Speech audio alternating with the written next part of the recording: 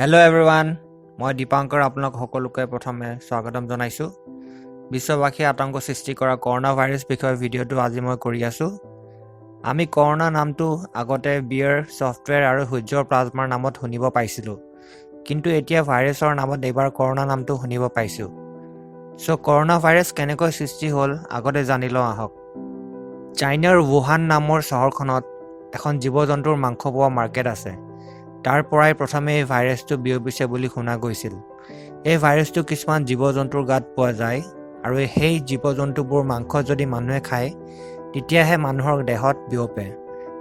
প্ৰথমত নিগনি আৰু বৃশ্চিকৰ পৰা ভাইৰাছটো বিয়পিছে বুলি ওলাইছিল, কিন্তু পিছত ৰিচাৰ্চ কৰোঁতে বাদুলিৰ পৰা সাপত বিয়পি তাৰ পিছত মানুহৰ বিয়পিলে বুলি জানিব পৰা গৈছে। এইখনেই চাইনাৰ বিশ্ববিখ্যাত wuhan মাৰ্কেট, য'ত সকলো ধৰণৰ জীৱ-জন্তুৰ মাংস পোৱা যায়। আৰু এই মাৰ্কেটখনতে কৰোনা ভাইৰাছ বিয়পা আৰম্ভ হৈছিল। কৰোনা ভাইৰাছ এতিয়ালৈকে চাইনাৰ পৰা America, Mexico, Australia, Japan, Taiwan, Thailand, Macau, South Korea, Hong Kong ইত্যাদিলৈকে বিয়পি গৈছে। আৰু এতিয়া আমাৰ ইণ্ডিয়া, কেৰালাতো এজন মানুহৰ গাত কৰোনা ভাইৰাছ ইনফেকশ্যন ধৰা পৰিছে। চাইনাৰ wuhan চহৰৰ পৰাই তেওঁ ষ্টুডেণ্ট হিচাপে কেৰালাত আহিছিলে। ফ্ৰেণ্ডছসকল, আহক জানো এই ভাইৰাছটোনো কি আৰু ইয়াৰ চিম্পটমছবোৰ কি কি।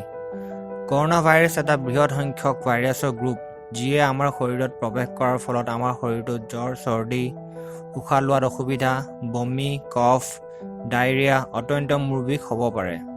কৰোনা ভাইৰাছৰ বাবে আমি সাৱধানতা কি ল'ব লাগিব জানি লওঁ আহক। আমি বাহিৰত ওলাই যাওঁতে মুখত মাস্ক লগাই যাব লাগে, যাতে বাহিৰৰ ধূলি আৰু বতাহত আপোনাৰ দেহত যাতে ভাইৰাছটো সোমাব নোৱাৰে। খাদ্যবস্তু খোৱাৰ আগত হাতখন ভালকৈ চাবোন বা হেণ্ডৱাছ দি ধুই ল'ব লাগে। খাদ্য খাওঁতে ভালকৈ সিজাই খাব লাগে আৰু সকলো ধৰণৰ মাংস, সাগৰীয় মাছ আদি খোৱাটো বন্ধ কৰিব লাগে।